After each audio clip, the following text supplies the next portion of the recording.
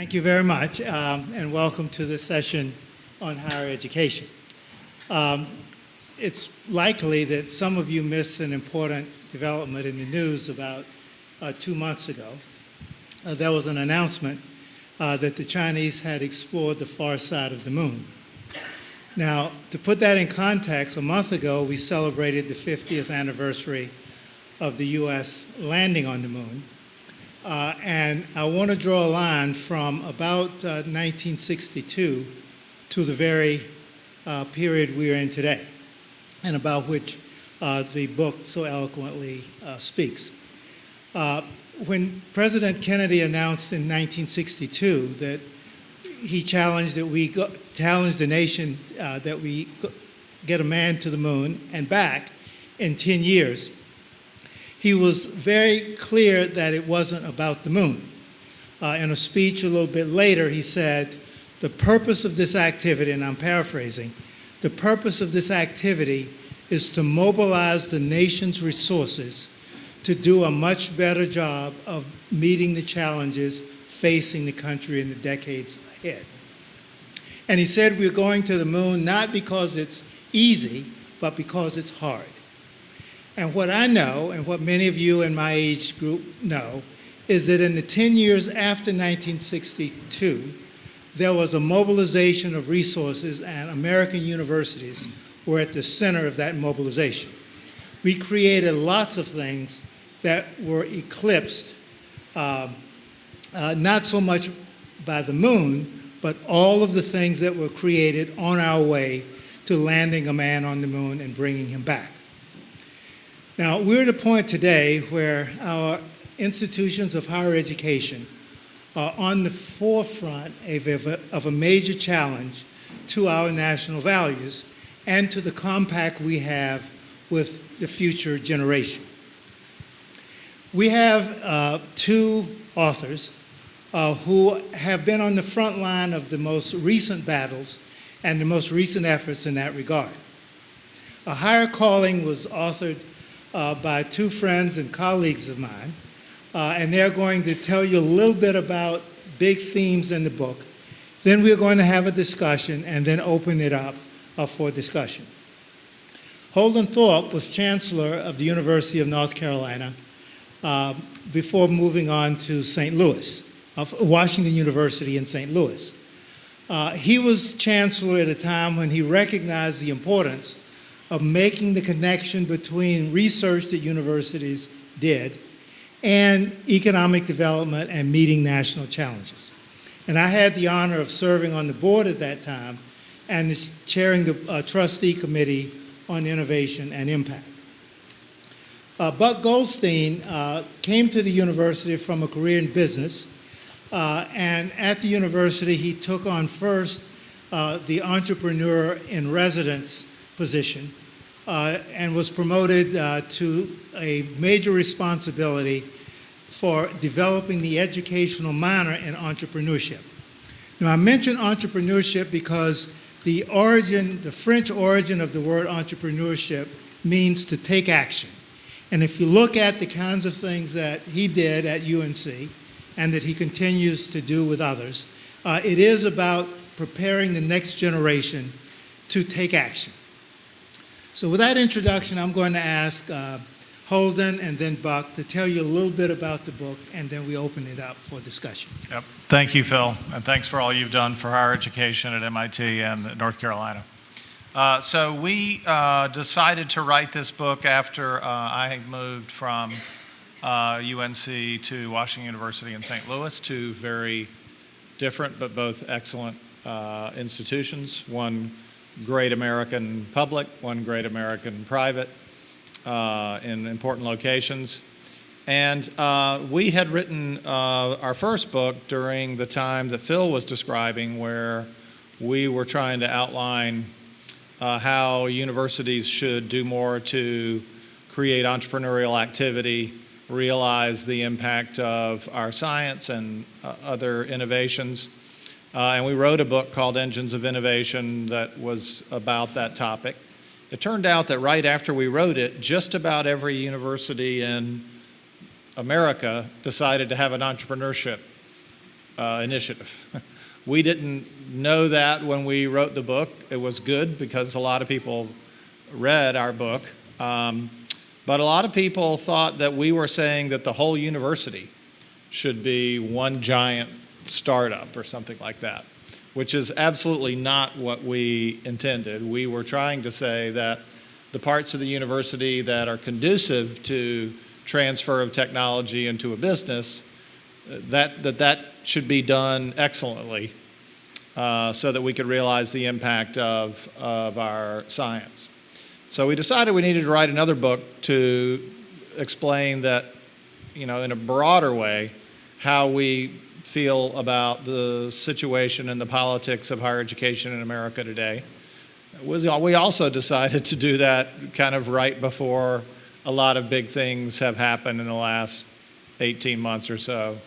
And what we came down to after in our research, and it's well foreshadowed by what Phil just said about the space program, is that there has been a partnership between the United States and higher education for the entire history of the country.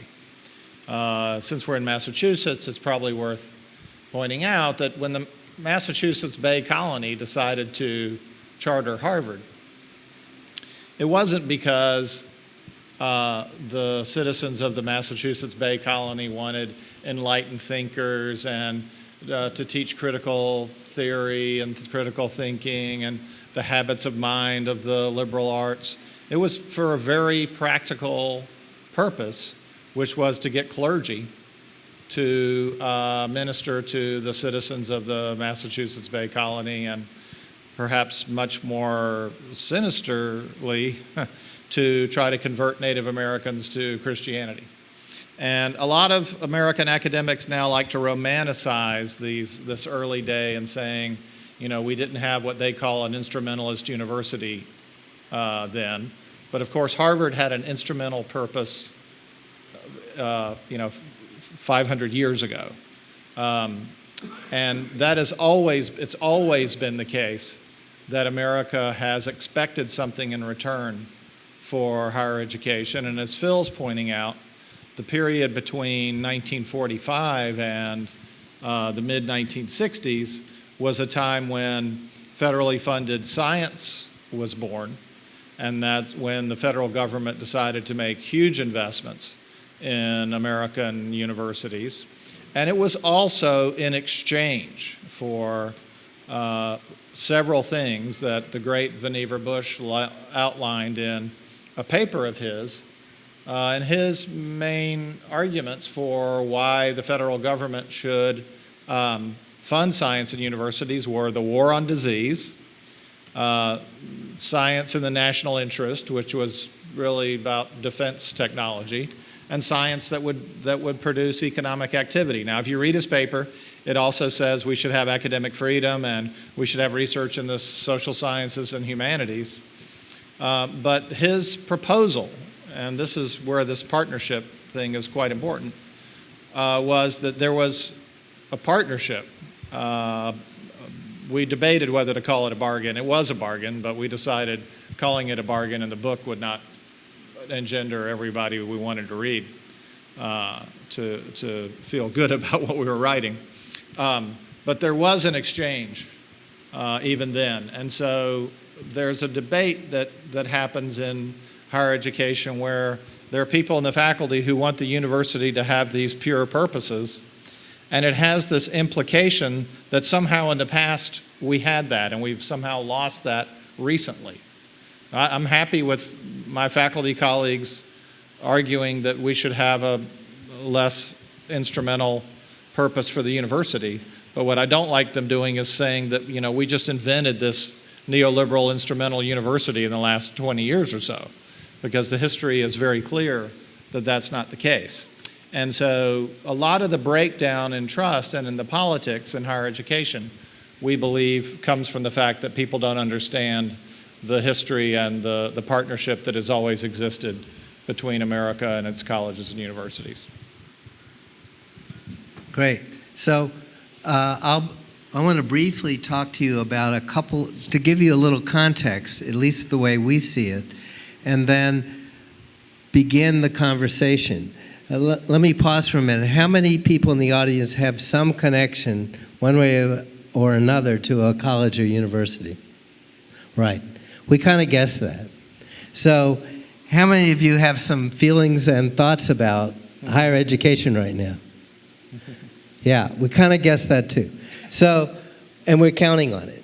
So I'll give you a little more context in terms of how we see things, and then we want the majority of this to be more like a town meeting, because we learn so much every time we go on the road and begin engaging people on these critical issues, and we kind of have an idea what some of them may be, but there are three things that we think are driving the crisis in higher education right now, and frankly, it is a crisis. The public has a low opinion, and it goes around party lines.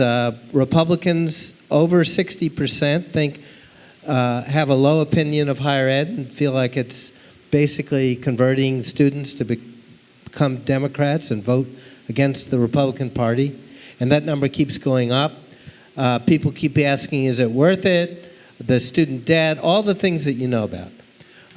Three things are driving it. The first is demographics. So you think about the average college student. Think just for a minute. The average college student.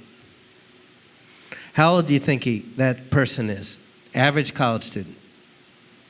Just thoughts. 19? 22. Any other thoughts? 26. 25. 25. The average age of the current college student is 25 and getting older, because a lot of people are going back to school and don't finish. Now, how about what percent do you think work, at least part-time or full-time? Say it louder. 50. Right. Closer to 75. Right. Many of the what percent do you think are married? Almost half. So, and how about living on campus? Yeah, exactly. So way more than half don't live on campus. So our image in Chilmark of the average college student is pretty different from the average college student as we're dealing with them today, and the difference is getting bigger. 2050, this country will be majority minority in 2050. So the ideal we have of this white, upper middle class kid who goes to college, yes, they're still there, but as Holden often says, they're all taken and they're all being competed for like crazy. But there's a huge disconnect between the needs, which are still there, and the resource that we currently have in place. The second thing is arithmetic, which is really, really, really grim. Over half the colleges and universities have an unsustainable business model. In other words, they're not, the revenues coming in don't meet the expenses. Short answer, over half. And although it gets masked by a lot of different things, the canaries in the coal mine are becoming more and more apparent, where you think it maybe is the 1,000 or so for-profit schools going out of business. I think it's actually closer to 2,000 for-profit schools have gone out of business in the last 5 years. Now you're hearing about Hampshire and Sweetbriar and a variety of other schools that appear to be, here forever, their very existence is being threatened. And the last big trend, and then I'm going to pause and turn it back over to Holden and then ask you guys to join in.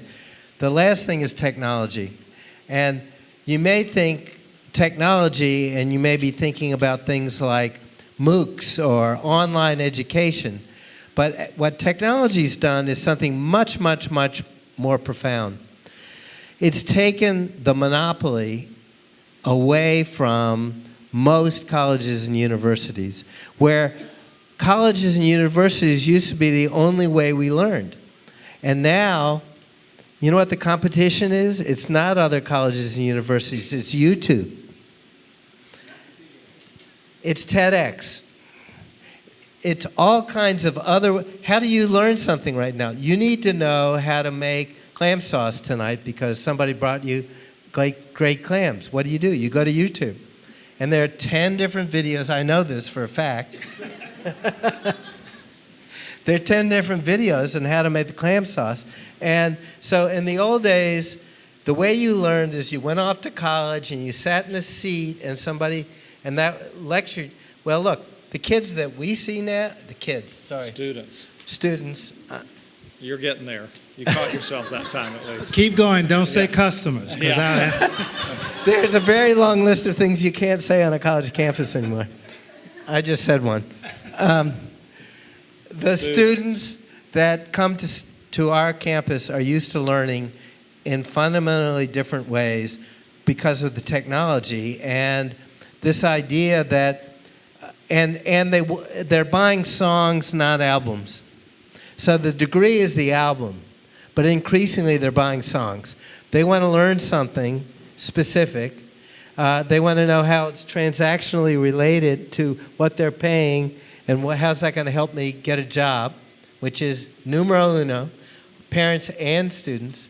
And this idea that we have a monopoly and that they're just going to come and we don't really have to do anything except look at all those applications and decide which ones. Well, there may be 30 or 40 schools left that are in that position, but it's astonishing now the number of schools who didn't fill out their enrollment for this fall. And there's schools that you would be surprised at. A school like Bucknell didn't make enrollment this year. So all those things, demographics, arithmetic, and technology are all interacting in a really powerful way to challenge this model of the university and the idea of the university. And that's kind of what's at stake. Mm-hmm. Great. Yeah. Phil? Yeah. So thanks. Let me just ask each of you to very quickly give us a list of the broken connections, promises, traditions, contracts, etc. Because in the book you make a big point of we don't have the same understanding and young people don't have the same understanding of what higher education is compared to the past. So the way I like to think about this is, and I certainly was guilty of this early in my administrative career before I figured out kind of the thoughts that led us to write this book.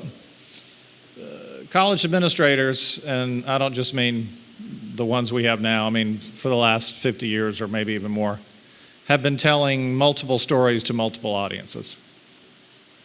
Most importantly, we go to the legislative building or to our board meeting and we say, oh, our students are getting jobs, we're starting companies that are driving the economy, we're doing research that's making people healthier, and we're here and we're doing a lot for our city or our state.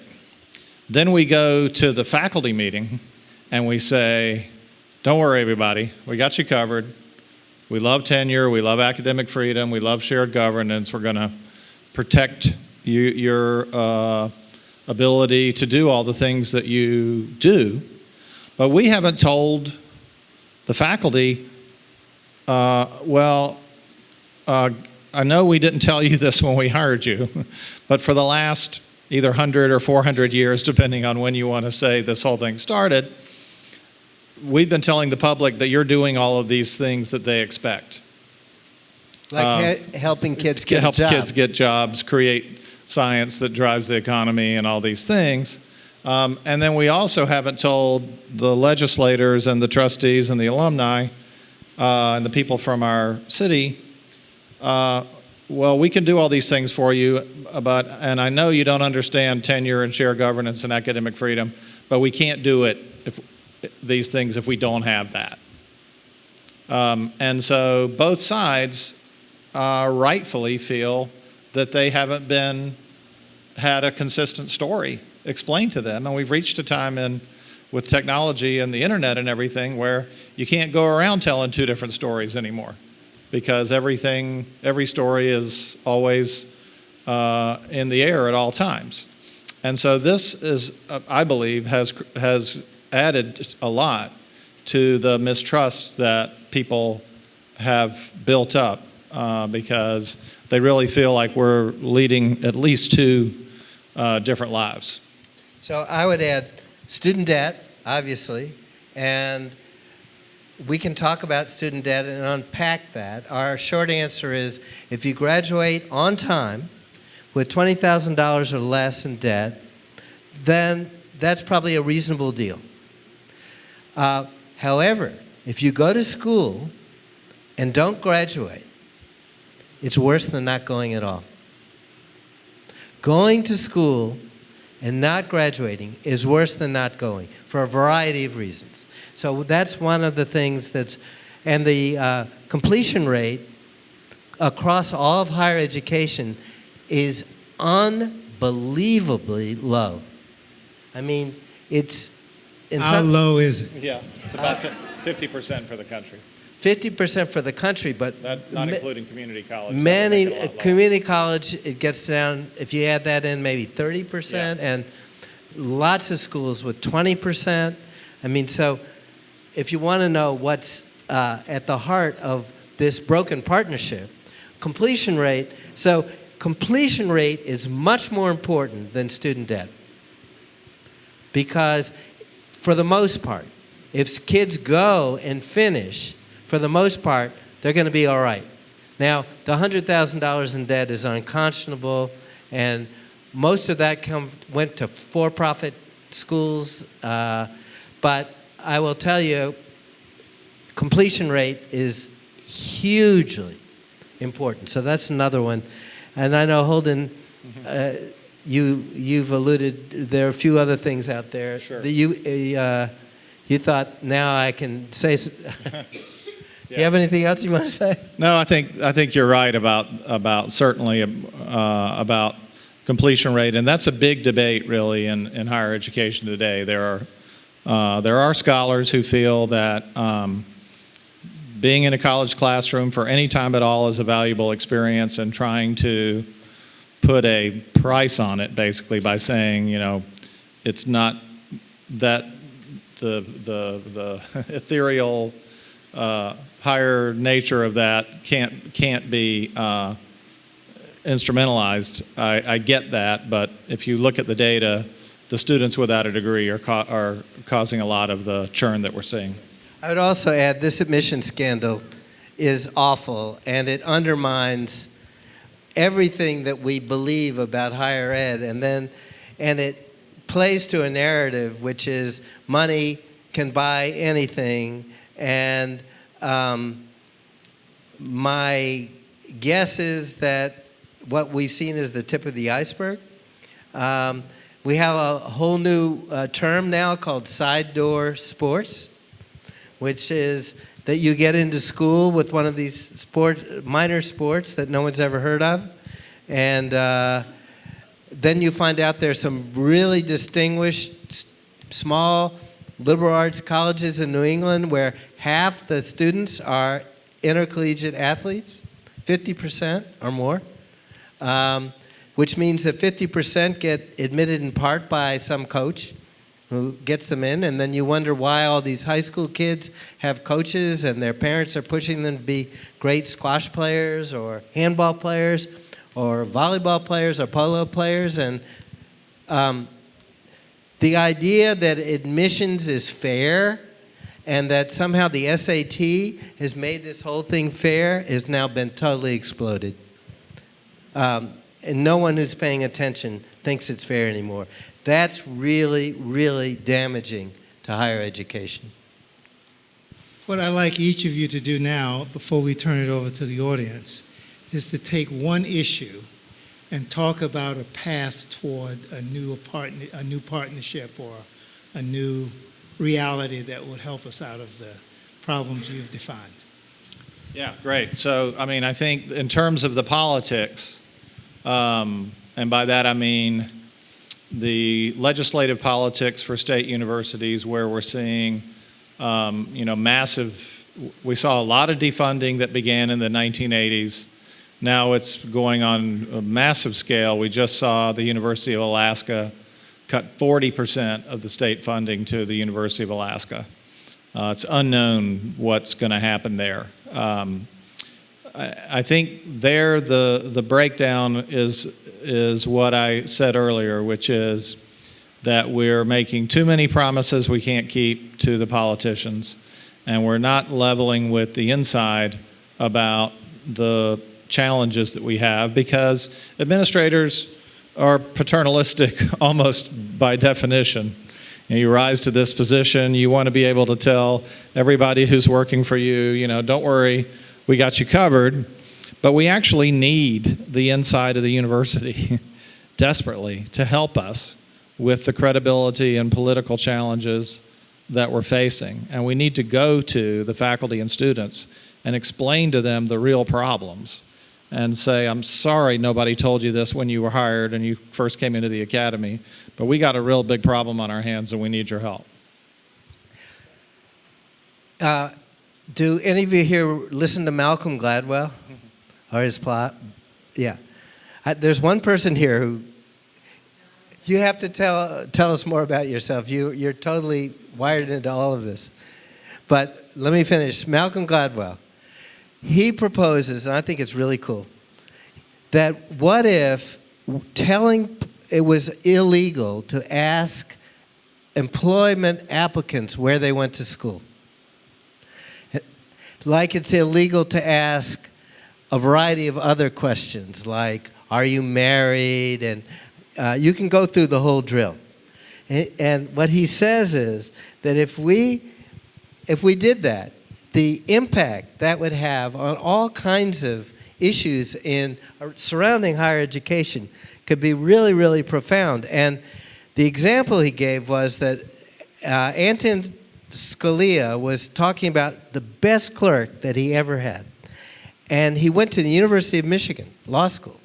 Well, as it turns out, 80 to 90% of the clerks in the U.S. Supreme Court went to Harvard or Yale. So this guy was then interviewed by Gladwell, and he said, yeah, I worked really, really hard. And the Scalia was interviewed, it was some time ago, saying, oh my goodness, this guy was the best clerk I ever had. However, I still hire all my clerks from Harvard or Yale. So the thought was, what would happen if you just couldn't ask anymore where people went to college? So I would just, as a thought experiment, maybe more than because that's not going to happen. The other thought experiment is, what if we did away with admissions to alumni, to legacy admissions? What if we abolished legacy admissions? That's another thought experiment. I think the legacy admissions at Harvard is around in 30 to 40%. That seems high. You think that's high? Yeah, I don't know what it is. Does anybody know? It's north of 10. unbelievably high. No, it's much higher than 10. If we did away with legacy admissions, now that's probably another thought experiment that may not happen, but that would have a profound impact on our ability to reach students and the students who deserve to be reached. Thank you both very much. I want to open it now to the audience. I can tell that this audience, based on your connection to higher education, has a lot of good questions. George? I was wondering if you'd address one issue of higher education. I'm what you call a good adjunct, in that I have a career and I go down and teach at the graduate level at RISD, one class every year. But there are a lot of people I know who are trying to earn a living as adjunct professors, which means teaching one class at a different school all throughout, and thank God Boston has lots of schools, but it's a very, very difficult way to make a living. Yeah, great. Well, I've spent a lot of time on this. It's very important.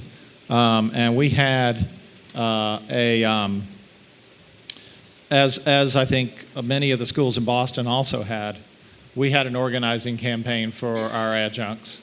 And it was only the part-time adjuncts who organized.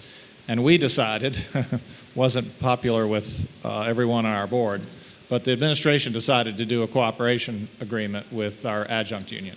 Now, we've had other unions where we haven't done that, but because of the issues that you raised, we felt that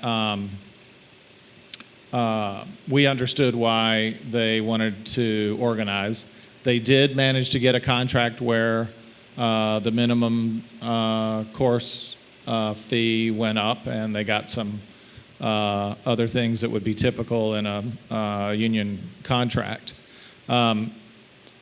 So, I think there's attention paid to this, and I think things are gradually getting better for the adjuncts that you're describing. But the existence of the problem is a readout of a number of breakdowns throughout higher education. Most importantly, and I left my position as provost a month ago, so I can say this with abandon now. I said it when I was in my job anyway, but the faculty kind of cringed whenever I said it. We're training way too many PhDs in this country. There's just no two ways about that. On the biomedical side, we don't have enough jobs for the people who get PhDs. And in the humanities and social sciences, where a lot of the adjuncts that you're talking about are coming from, we're drawing them into graduate programs without being transparent with them about what their prospects are on the other side. And that is, in my opinion, a moral failure that higher education has engaged in. It has gotten better the last 4 or 5 years, as there are a bunch of us provosts who agreed with what I was saying. There are now coalitions to disclose placement rates for PhDs across lots of different programs. And at WashU, we put all the placement rates for our PhD programs online, and we share them with students when they're being oriented. But the adjunct crisis is really a readout of again, it comes from this not explaining how higher education works to the faculty. People who are cynical about the faculty would say, well, they admitted these students to PhD programs, and aren't they partly responsible for this?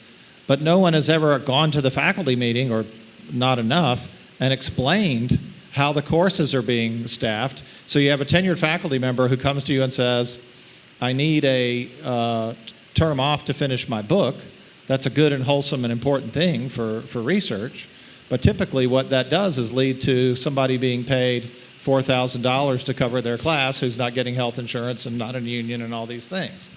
And so we really have to get right with the size of our graduate programs and how it matches to the opportunities that we have. If I could add a bit, George, on that, it's really complicated, which gives me cause for some concern. One is that many of the adjunct teachers, faculty, are among the best teachers. So students aren't necessarily complaining about them being paid $4,000. In fact, the students will love them to be paid more, and they teach more classes. Second, if you look at how universities have balanced their budgets, as state appropriations have gone down and as a variety of costs have gone up, one of the ways of doing it is that when a vacancy occurs because somebody retires, rather than going out and hiring one person who would be paid, say, $100,000, they would hire 4 people who are paid $4,000 each to replace that teaching load. Now, in the long run, that is a disaster for universities, because what students then complain about is that there are few faculty to advise me on my thesis, or there are not very many people on the committee to do admissions or to serve on other committees. So universities are in a tight situation, and I'm afraid that there are no easy answers. I think it's a partial answer, what Holden suggested, but there are a lot of faculty who are still holding on to positions. Universities can't wait for them to retires so that they will be next year's fiscal relief. Let me add just one Yeah. real quick thing. I'm a big one that believes culture trumps structure all the time, and the way to change the culture, to more fundamentally change things, is for everyone to teach. Everyone. That means the chancellor should teach, the president should teach, the top scientists should teach, because that's who we are and what we are, and the message. And I have worked now with 2 chancellors, both who teach. Holden and I taught a class together, and his people said, "You don't have time to teach." He said, "I think maybe I do." And you made time to teach. I'm teaching class this fall with our new chancellor, and not only is he teaching, I looked at the syllabus today, and he has office hours. He's going to have office hours. Okay, so when the chancellor has office hours, that changes the culture and not just the structure, and that means teaching is important. And when that happens, then some of these other issues also get addressed, because right now, so many places, teaching is an annoyance, something you have to do, but not core to the culture of the place. Does I, Oh, sorry. yeah. I just looked it up. It's 33% legacy admissions at Harvard from 33% legacy 2014 admissions to at Harvard. 2019. Okay. You were right. Okay, sorry. It's shocking. It's 14% overall, it's 33% to our legacy. Who get admitted. Okay, yeah, that makes more sense. From 2014 to 19. Yeah. Go ahead. Good afternoon. Complicated subject. You've touched on so many different things. I was trying to get us back to what you started with. The Chinese got somebody on the moon. We as a country focused. Talk into the mic. Yeah. We as a country focused on getting us on the moon 50 years ago. There are too many forces pulling us in every possible direction. Somebody needs to stand up and figure out what is the direction that everybody should be taking. And your last point about teaching has been forgotten. What is the purpose?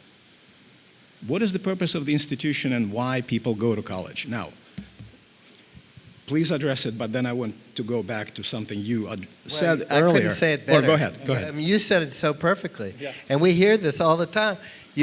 Someone comes and we give them a tour of the campus, and we come to this great chemistry lab and stuff, and they go, "Great, what does he teach?" And you go, well, what does she teach? And